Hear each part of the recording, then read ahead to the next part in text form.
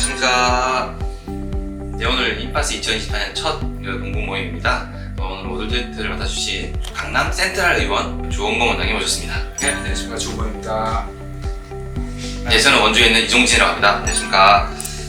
오늘 이제 인파스 드디어 이제 첫 테이프를 끊었는데요. 네, 우리 회장님께서는 2024년 인파스를 새로 시작하시면서 포부라든지 이런 뭔가 각오가 있으신지. 항상 똑같습니다. 우리 의사랑 한의사랑 그리고 복수 변호사님들이 다 같이 모여서 함께 공부하는 모임의 장이라는 것에 대해서 굉장히 뿌듯하게 자부심을 느끼고요.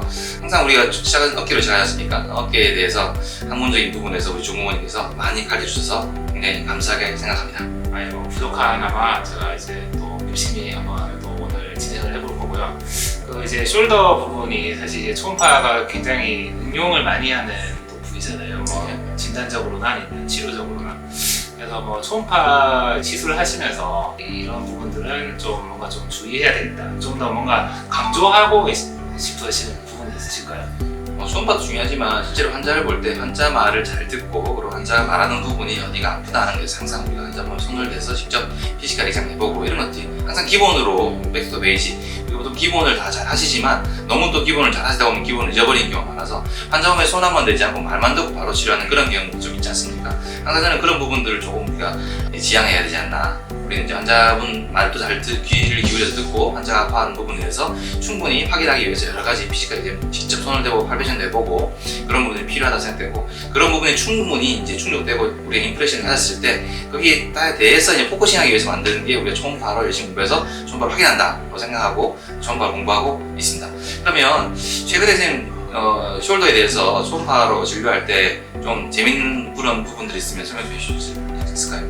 이 초음파가 워낙 근골격게 이제 진단하거나 아니면 치료하는 데 있어서 필수적인 부분이 돼서 너무 익숙해서 뭐 특별하다는 게 느껴지지 않을 정도가 되는데요. 이종진 원장님께서 뭐 예전부터 저한테 너무 초음파를 열심히 잘 가르쳐 주신 덕분이라고 생각을 하고 우리 숄더 같은 경우에는 이제 주사를 정확하게 놓는 게 중요하잖아요. 숄더뿐만 아니라 다른 부분도 마찬가지인데 그래서 정확하게 주입을 하는데 초음파가 매우 좋은 역할을 하고 있는 것 같습니다. 그리고 이제 아까 이종진 원장님께서 말씀하셨는데 저희가 초음파를 중점적으로 하는 학회이긴 합니다만 사실 병리적인 부분도 굉장히 중요하고 환자분 얘기도 잘 들어야 되고 히스토리라든지 이런 것도 잘 해야 되고 초음파는 어떻게 보면 좀 환자 치료라는 큰 영역에 있어서는 하나의 그냥 도구라고 생각을 하고 있기 때문에 또 실제 진찰 같은 것도 열심히 좀 해야 되지 않을까 싶습니다.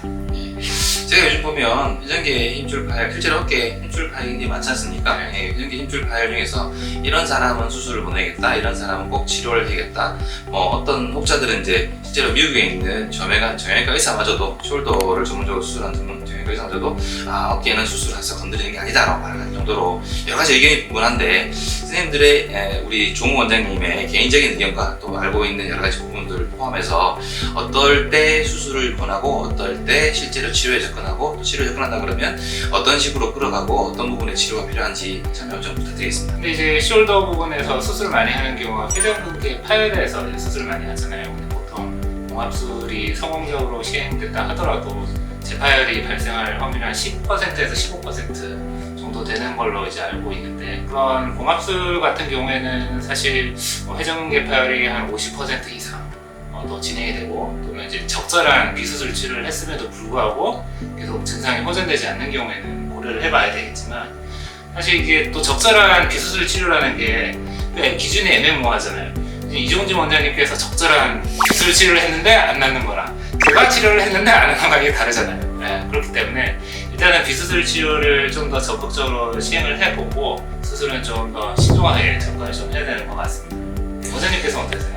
맞는 말씀입니다. 실제로 이제 우리가 숄더는 수술하지 말아야 된다고 말까지 있는 정도로 수술하신 분들께서 사실 말 있는 정도로 수술해서 좋아지지 않는 부분도 많이 있지 않습니까? 특히나 저는 보통 나이를 많이 따지는데요. 대개 60세 이상일 경우에 숄더 회전계 파열 수술이라는 게 혹은 실로 묶어 놓는 건데 이게 앵카를 박든 안 박든 뼈에서 이렇게 찢어진 부위가 잘 부착되도록 묶어놓는 것이 실제로 나이가 젊은 분들은 40대 이전에 되게 잘 붙지 않습니까? 그래서 실제로 수술 실패 확률이 많이 낮고 그런 경우에는 토탈 럽처인데 메시브 테어처럼 5cm 이상 물론 또 5cm 이상 메시브 테어처는 또 확률이 떨어지긴 회복 확률이 떨어지긴 하지만 일단은 우리가 보통 가장 좋은 대신 3cm 내외의 경우에는 꼭 수술을 보내는 그런 가이드라인은 꼭 지키는 게 중요한 것 같고요. 그 이외에 수술했을 때 별로 효과가 없는데 이 사람을 과연 수술을 해야 될 것인가 말 것인가 판단하는 거는 일단 나이 60대 이상 어르신분들은 되게 수술을 실바늘로 그걸 묶어놨을 때 이게 잘 붙지가 않아요. 우리가 상처도 잘 안 났지 않습니까? 그러다 보니까 그런 부분들은 재파일도 많이 이어지고 또 재파일뿐만 아니라 수술해도 초음파를 가버리면 그대로 벌어진 경우가 굉장히 많습니다. 수술하자마자 이런 너덜너덜한 이 힘줄에 바늘을 꽂아놓는다고 이게 가만히 있겠습니까? 찢어지는 경우가 되게 많죠. 결국은 환자가 아프다고 일주일 수술한 지 일주일 안 돼서 와서 저한테 막 하소연하는 경우가 많이 있거든요. 물론 수술한 게 잘못했다, 왜 이렇게 수술했냐 비난하는 건 절대 아닙니다.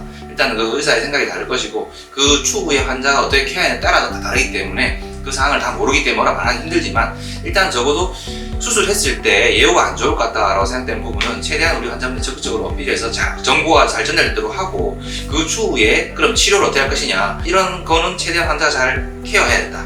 염증이 안 생기고 실제로 태아가 심하게 있다 하더라도 환자가 관리를 잘해서 염증이 안 생기고 충분히 일상생활을 다 하고 할 수 있는 경우도 있거든요. 저는. 그리고 실제로 우리가 보통 연구 논문을 보더라도 매시브 태아라 하더라도 수술하지 않고 통증을 봤을 때 되게 한 반 정도, 물론 3.5cm 이하의 경우는 그렇고 3.5cm 이상의 경우에는 한 70% 정도 통증이 있다지만 30%도 없거든요. 근데 어깨 그만큼 난리가 나게 많이 안 좋은데 불구하고 통증이 없으면 그게 잘 유지되도록 하는 케어가 우리가 하는 부분이라고 생각하고, 이게 통증이 생겼다고 해서 이렇게 태아가 심한데 실제로 태아가 이만큼 있는데 통증은 이만큼 있다 그러면 이 통증만 관리를 잘해주면 되거든요. 우리가 결국은 이런 부분들을 우리가 판단을 잘해야 되는 게 결국 의사의 몫인 것이고, 우리가 그런 걸 하기 위해서 공부하고 초음파 열심히 보고 하는 거라 생각합니다. 그렇기 때문에 케이스 바이 케이스로 그 환자한테 가장 이득되는 게 뭔가를 우리가 잘 알아야 될 것이고, 그 기준 시전에 속되어 있던 우리 정보를 환자한테 잘 설명할 것이고, 또 그와 함께 그걸 잘 파악하기 위해서 초음파를 열심히 공부해야 된다. 제 생각은 이러합니다.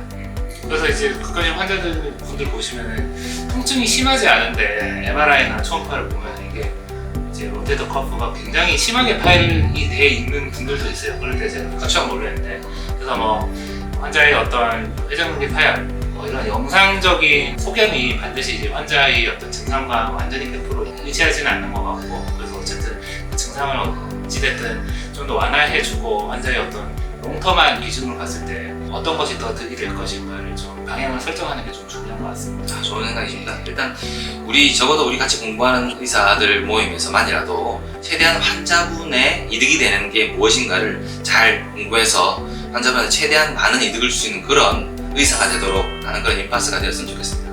마지막으로 의사 말씀하시죠. 이훈진 원장님께서 2024년에는 올해는 얼마나 또 좋은 강의를 해주실지 많이 기대가 되고요. 저도 열심히 전섭해서 도움이 되도록 하겠습니다. 제가 많이 배우는 중원 원장님이신데요. 이런 좋은 자리로서 다시 한번 좋은 말씀 감사하고요. 앞으로 좋은 학회에서 더 열심히 공부하는 그런 장이 되도록 하겠습니다. 감사합니다. 감사합니다.